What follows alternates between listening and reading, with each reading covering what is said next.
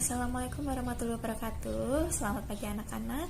Nah, untuk materi MPLS pada pagi hari ini kita akan membahas tentang PHBS di lingkungan sekolah. Nah, apa itu PHBS di lingkungan sekolah? PHBS adalah perilaku hidup bersih dan sehat di lingkungan sekolah. Sebenarnya perilaku ini tidak hanya kita lakukan di lingkungan sekolah saja ya, tetapi wajib kita lakukan di luar lingkungan sekolah juga. Nah, tentunya selama 1,5 tahun ini kita sudah bersama COVID-19 dan kalian juga pasti sudah merasakan perubahan kehidupan yang harus kalian jalani. Oleh karena itu kita harus tetap waspada, stay safe and stay happy ya. Dan untuk selanjutnya kita mulai saja. Untuk materi pada pagi hari ini akan Ibu sampaikan.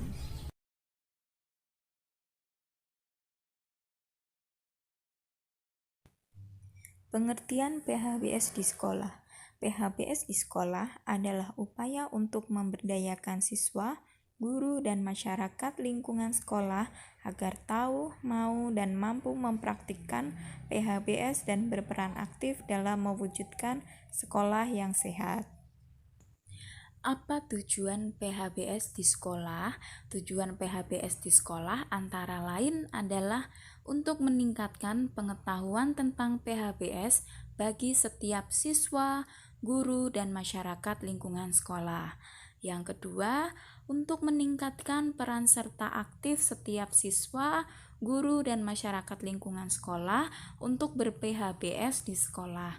Yang ketiga adalah untuk memandirikan setiap siswa, guru, dan masyarakat lingkungan sekolah untuk ber-PHBS.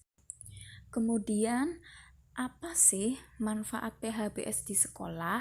Nah, jadi manfaat PHBS di sekolah itu ada 3 anak-anak. Yang pertama manfaat bagi siswa, yang kedua manfaat bagi warga sekolah, dan yang ketiga adalah manfaat bagi sekolah. Nah, yang pertama ini adalah manfaat bagi siswa. Di antaranya adalah untuk meningkatkan kesehatan supaya tidak mudah sakit. Yang kedua, meningkatkan semangat belajar. Yang ketiga, meningkatkan produktivitas belajar. Dan yang keempat adalah menurunkan angka absensi karena sakit.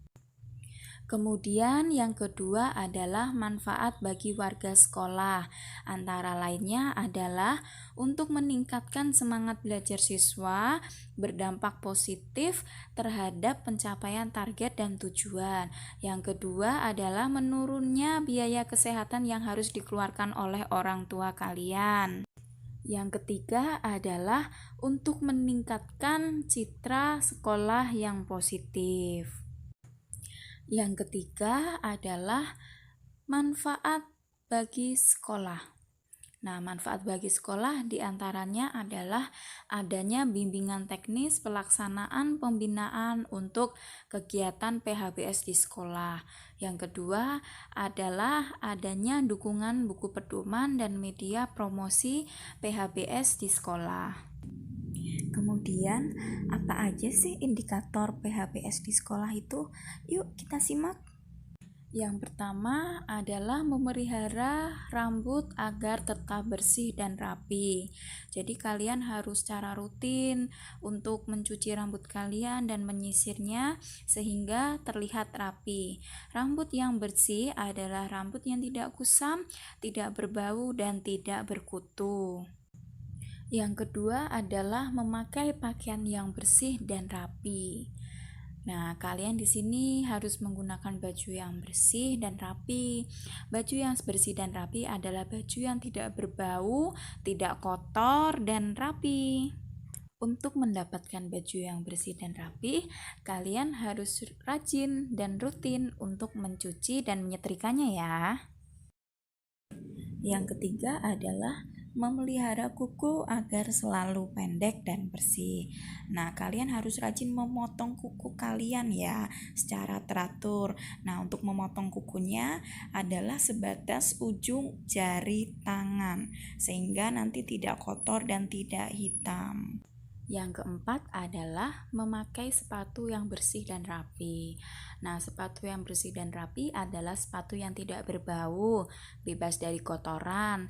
Dan kalau bisa, sepatu itu dicuci seminggu sekali ya setelah digunakan. Yang kelima adalah berolahraga secara teratur dan terukur. Nah, melakukan olahraga atau aktivitas fisik secara teratur minimal 3 kali seminggu ya. Olahraga yang secara teratur dapat memelihara kesehatan fisik dan mental, serta meningkatkan kebugaran tubuh sehingga tubuh tetap sehat dan tidak mudah jatuh sakit. Yang keenam adalah tidak merokok di sekolah. Ya, jadi perlu diperhatikan ya bahwa anak sekolah, guru, atau masyarakat sekolah itu dilarang untuk merokok di lingkungan sekolah. Selain itu, merokok dapat berbahaya bagi kesehatan si perokok dan orang yang berada di sekitar perokok karena dalam satu batak rokok yang dihisap itu akan mengeluarkan 4.000 bahan kimia yang sangat berbahaya. Di antaranya ada nikotin, tar, dan karbon monoksida. Nah, tentunya masing-masing bahan kimia tersebut akan merusak bagian-bagian dalam tubuh kalian. Seperti nikotin itu dapat menyebabkan ketagihan dan kerusakan jantung serta pembuluh darah. Yang kedua ada tar yang menyebabkan kerusakan pada sel paru-paru dan mengakibatkan kanker. Yang ketiga ada karbon monoksida yang dapat menyebabkan berkurangnya kemampuan darah untuk membawa oksigen sehingga sel-sel dalam tubuh akan mati. Yang ketujuh ada tidak menggunakan napsa.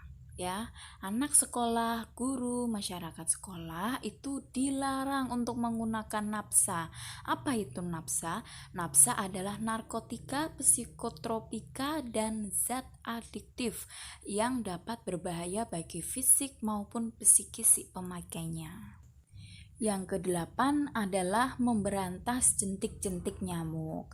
Jadi, upaya untuk memberantas jentik-jentik nyamuk di lingkungan sekolah itu dapat dibuktikan dengan tidak ditemukannya jentik-jentik nyamuk pada tempat-tempat penampungan air seperti bak mandi, gentong air, vas bunga, pot bunga, dan barang-barang bekas atau tempat yang bisa menampung air yang ada di sekitar lingkungan sekolah.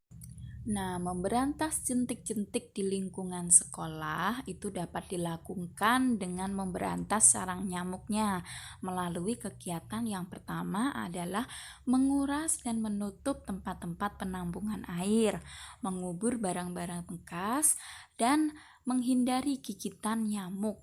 Dengan lingkungan yang bebas jentik-jentik nyamuk, diharapkan kita dapat mencegah terkena atau terjadinya penyakit akibat nyamuk seperti demam berdarah, chikungunya, malaria, dan kaki gajah. Yang kesembilan adalah menggunakan jamban yang bersih dan sehat. Nah, menggunakan jamban yang bersih setiap kali buang air kecil atau buang air besar dapat menjaga lingkungan di sekitar sekolah menjadi bersih, sehat, dan tidak berbau. Yang ke-10 adalah menggunakan air yang bersih. Nah, anak sekolah atau guru atau masyarakat sekolah itu wajib menggunakan air bersih untuk kebutuhan sehari-harinya di lingkungan sekolah. Nah, anak-anak, ini adalah gambar tangan yang sedang menangis dan minta untuk kita mencuci tangan. Jadi yang ke-11 adalah mencuci tangan dengan air mengalir dan memakai sabun. Jadi kalian harus selalu mencuci tangan sebelum makan, sesudah buang air besar atau kecil, sesudah beraktivitas, dan setiap kali tangan kalian kotor, kalian harus menggunakan sabun dan air bersih untuk mencucinya. Diharapkan setelah kalian cuci tangan itu, tangan kalian menjadi bersih dan bebas dari kuman serta dapat mencegah terjadinya penularan penyakit seperti diare, disentri, kolera, tipes, kecacingan, penyakit kulit, atau infeksi saluran pernafasan lainnya dan flu burung, serta penyakit-penyakit lainnya yang dapat mengganggu kesehatan kalian. Yang ke-12 adalah membuang sampah ke tempat sampah yang terpilah. Nah, jadi di sini anak sekolah, guru, atau masyarakat sekolah atau masyarakat yang berada di lingkungan sekolah itu harus membuang sampah pada tempat sampah yang sudah disediakan, ya. Tidak hanya di sekolah saja, tetapi dimanapun kalian berada, kalian harus membuang sampah pada tempatnya, ya. Yang ke-13 adalah mengkonsumsi jajanan sehat dari kantin sekolah. Ya, jadi anak sekolah, guru, atau masyarakat sekolah itu harus mengkonsumsi jajanan-jajanan sehat yang sudah disediakan di kantin atau warung sekolah, atau jika kalian ingin membawa bekal dari rumah itu malah lebih baik, sehingga makanan yang kalian makan itu lebih higienis.